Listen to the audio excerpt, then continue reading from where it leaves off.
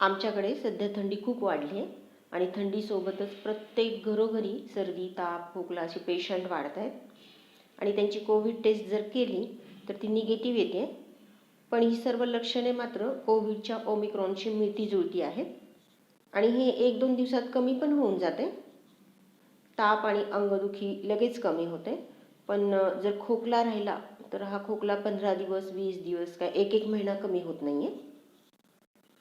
हा खोकला जास्त प्रमाणात कोरडा खोकला येतोय आणि खोकलून खोकलून घसा कोरडा पडतोय. बोलायला गेलं तरी पण खोकला वाढत आहे. तर आज आपण आयुर्वेदीय दृष्टिकोनातून या खोकल्यावर घरगुती उपाय पाहणार आहोत. नमस्कार, मी डॉक्टर संजीवनी हेरकर, MD आयुर्वेद. चला तर मी तुम्हाला हे घरी कसं करायचं हे दाखवते.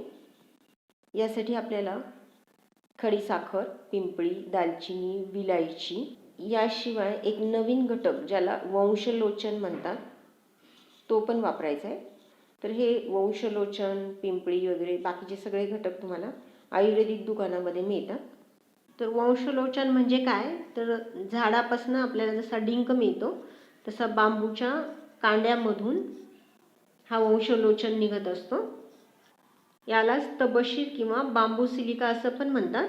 तर वंशलोचन थंड असतं आणि चवीला गोड आणि तुरट असतं आणि खोकल्यावर अतिशय गुणकारी आहे. तर हे जे सगळे मसाल्याचे इतर पदार्थ आहेत ते पण खोकल्यासाठी अतिशय उपयोगी आहेत. हे कसं तयार करायचं हे बघूयात.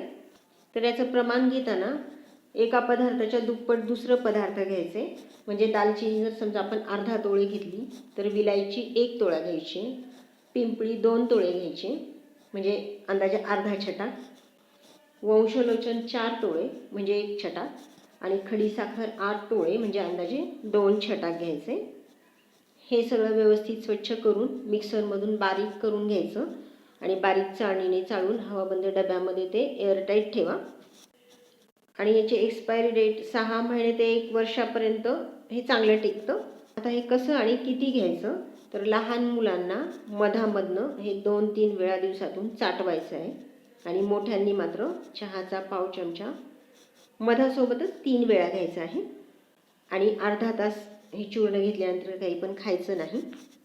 तर आजचा हा व्हिडिओ तुम्हाला कसा वाटला मला कमेंट करून सांगा आणि तुम्ही जर चॅनलवर नवीन असाल तर प्लीज चॅनलला सबस्क्राईब करा, बेल बटन क्लिक करा म्हणजे नवीन नवीन व्हिडिओ तुम्हाला पाहता येतील.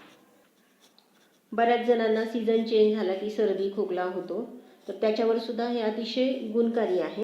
लहान मुले, वृद्ध माणसे, प्रेग्नन्सीमध्ये पण हे चालतं.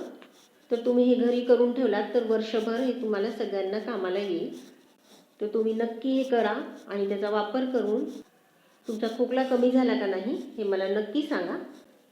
भेटूया पुढच्या व्हिडिओमध्ये. धन्यवाद.